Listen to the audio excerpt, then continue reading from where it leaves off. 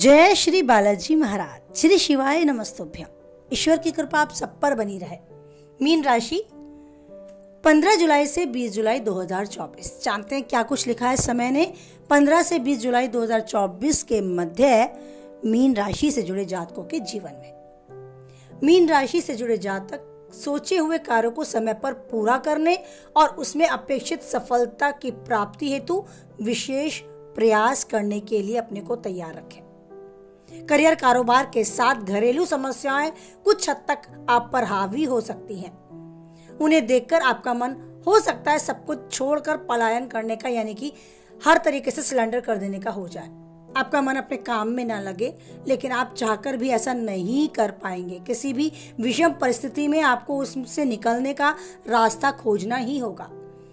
धैर्य से काम लें। समस्याओं से जुड़ी तमाम तरह की चुनौतियों का सामना करने के लिए आप सभी को मिलकर चलना उचित रहेगा। तो अपने आसपास अपने शुभचिंतकों से सलाह लें।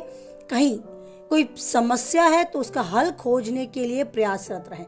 साथ ही आपको इस बात का भी ध्यान रखना होगा कि आपके पीठ पीछे क्या चल रहा है। यानी हो सकता है आपके कार्यक्षेत्र से जुड़े गुप्त शत्रु आपको नीचा दिखाने, हर तरीके से आपको अपने से कम आंकलन करने या आपकी कहीं बेइज्जती तक करने की योजना बना रहे हो। आपकी कमजोरियों का फायदा उठाने की कोशिश कर रहे हो। तो आपको अपने कार्य पर धैर्य के साथ, बुद्धि और विवेक के साथ काम करना होगा। फोकस अपने काम पर रखें, अपनी योग्यता दर्ज कराने पर रखें। अपने सीनियर्स को कैसे आप विश्वास में ले सकते हैं, कैसे अपने काम को बखूबी अंजाम दे सकते हैं, उस तरफ इन दिनों आपका गंभीर रुझान होना आवश्यक है। मौसमी बीमारी के चलते आपको शारीरिक कष्ट हो सकता है बढ़ता नजर आए। आपकी सेहत का आपको ख्याल रखना होगा और अपने इलाज में बिल्कुल भी लापरवाही नहीं बरतनी होगी, अन्यथा शारीरिक कष्ट के साथ आर्थिक व मानसिक कष्ट तक झेलना पड़ सकता है। तो ध्यान रखना आवश्यक है, क्योंकि आपके लिए सबसे ज्यादा अगर कोई महत्व रखता है तो आप खुद हैं। इस बात का ध्यान रखें। मीन राशि से जुड़े जातकों को इन दिनों धन का प्रबंध करके चलने की आवश्यकता भी रहेगी। बेवजह के खर्चों पर भी नियंत्रण करके रखें, क्योंकि खर्चों के बढ़ने से आपको हो सकता है बाद में उधार तक लेने की नौबत आ जाए। तो इस पे कंट्रोल करें, इस पे संयम रखें, नियंत्रण में रहें। प्रेम प्रसंग की बात करें तो उस दृष्टि से थोड़ा प्रतिकूल रहने वाला है ये समय। आपको अपने लव पार्टनर से मेल मुलाकात करने में दिक्कतें आ सकती हैं। हो सकता है थोड़ी सी अनबन, थोड़ी सी खटास रिश्तों में आपको महसूस होने लगे, लेकिन ये समय की चाल है। ये समझकर धैर्य के साथ समय को बिताएं। अपनी बात को सही शब्दों में सही समय में रखें।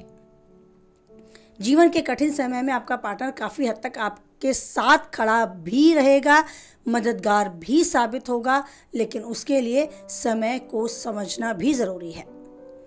अगर आप वैवाहिक जीवन जी रहे हैं तो दाम्पत्य जीवन में भी थोड़ी उथल पुथल, थोड़ी उलझने हो सकती हैं, आपको देखने को मिले, सामना करने को मिले, लेकिन उन सब से बाहर निकलकर एक बहुत अच्छा समय भी जीने को मिलेगा।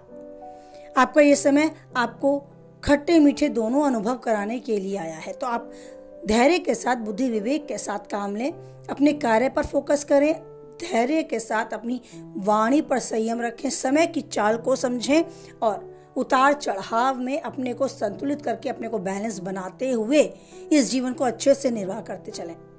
और याद रखें कि हम जो भी करते हैं, कोई देखता है या नहीं देखता है, वो ईश्वर है जिससे कुछ भी नहीं छिपता है। बस हमेशा उस ईश्वर को साक्षी माने।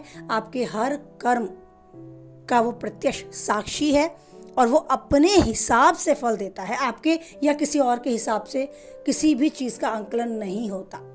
उनकी दृष्टि में आप कितने खरे हैं, कितने सही हैं, उनका अपना एक तरीका है जिसे हम समझने में सक्षम भी नहीं है। तो उसे समझने की बजाय अपने कर्म पर फोकस करें, अच्छे से अच्छा काम करें और हमेशा उस पोजीशन पे अपने को पाएं कि हम किसी की सेवा करने, किसी की मदद करने, लेने नहीं, किसी को देने के लिए समर्थ है।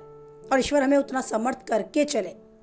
बस अगर ऐसी कामना रखेंगे कि हमें इतना दे कि हम दूसरों को देने योग्य बन जाएं, तो वो ईश्वर जरूर आपका साथ देगा, आपकी भावनाओं के साथ आपकी किस्मत को जोड़ेगा।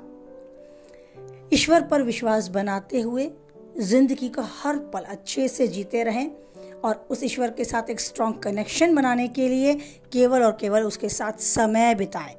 समय बिताएं जैसा आपका मन हो उस तरीके से। आप उनका गुणगान करें, उनका भजन करें, उनका मंत्र जाप करें, उनकी पूजा करें, उनकी माला जपें या उनके साथ कुछ भी अपने अच्छे खट्टे मीठे सभी पल शेयर करें। उन्हें निहारते रहें, उन्हें देखकर उनके साथ अंतर तक कनेक्ट होना एक एहसास है। उस कनेक्शन के एहसास को फील करें, उसका आभास होने दें अपने आप को कि मैं उनके समक्ष हूँ, वो मुझे देख रहे हैं और मैं उन्हें देख रहा हूँ। बस अगर ये आप कर पाते हैं और काफ़ी हद तक इसमें एक आनंद की अनुभूति कुछ हद तक आपको होने लगती है तो उसका अभ्यास करना शुरू कर दें। एक दिन ऐसा आएगा कि जीवन के किसी भी चुनौती के लिए, किसी भी धूप के लिए, किसी भी विपरीत परिस्थिति के लिए आप उस ईश्वर का हाथ पकड़कर चलते चले जाएंगे और स्वतः ही आपके जीवन के रास्ते खुलते नजर आएंगे। आपको कोई डर नहीं होगा, कोई दुख नहीं होगा और आपको एहसास होगा कि सब कुछ वो ईश्वर कर रहा है। बस ऐसा ही आपको होने लगे, इसी कामना के साथ वाणी को विराम देते हैं। कुछ हद तक आप वीडियो से सहमत रहते हैं तो लाइक करें, किसी के काम की बातें उस तक शेयर करें। पहली बार चैनल पे हैं, बने रहना चाहते हैं तो चैनल को सब्सक्राइब भी कर दें और बनाए रखें उस ईश्वर के साथ एक स्ट्रॉन्ग कनेक्शन, एक अटूट विश्वास। क्योंकि परिस्थितियाँ कैसी भी हैं, कोई है या नहीं है, वो ईश्वर है जो हमेशा देता है हमारा साथ, कभी नहीं छोड़ता हमारे सर पे से अपना प्रेम भरा हाथ। तो ईश्वर के साथ यूं ही आपका मजबूत रिश्ता बना रहे, इसी विश्वास, इसी आस, इसी उम्मीद के साथ बोलें जय बालाजी महाराज, जय माता दी।